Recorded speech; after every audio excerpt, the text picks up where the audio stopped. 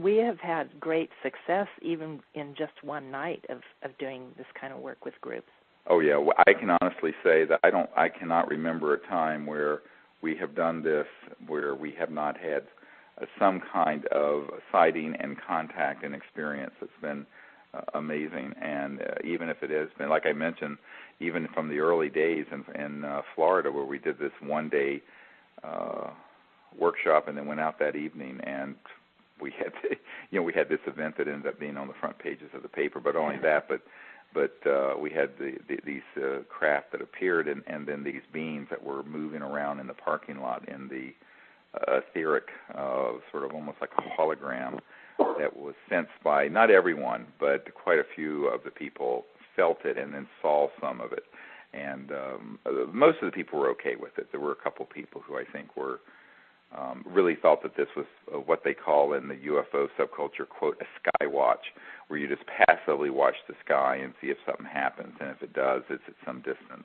This is a big order of magnitude past that, because this is where we're actually inviting them to make contact, and in fact they do. And on virtually every one of these week-long expeditions, we've actually had at least one, if not most of the people in the group at some point touched, physically touched at some point by an ET being that appears very quickly and touches them. And it's just like a person touched you. You swear that, I mean, when it's happened to me, I'll look behind me and think, that someone's trying to get my attention, and there will be no one there that I could see. Right. That's very distinct.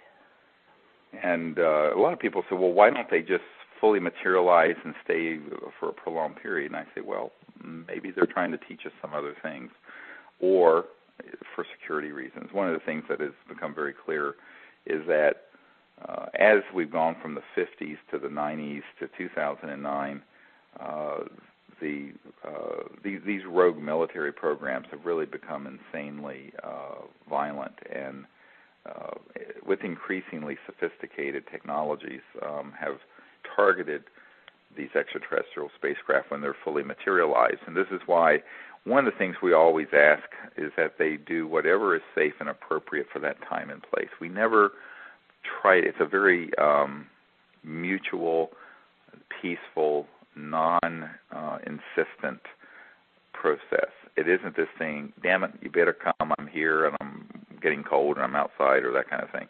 It's very much whatever whatever way they can materialize or manifest or not materialize and do something else, we're aware of it and we will be appreciative of it, and we will be transmitting the same back, because we realize that we're not just bags of bones and physical bodies, that we also have our body of light. We also have within us the spark of our individuality, and then within that, the conscious light that is the single light of awareness. And the reason remote viewing works is because we are awake all the time, even when we're sleeping. That seed or essence of the mind is there, and you are omnipresent within that mind. That there is, as Erwin Schrödinger, who was the father of modern particle wave theory and later became quantum mechanics, said back in the early part of the 1900s, he said the total number of minds in the universe is one.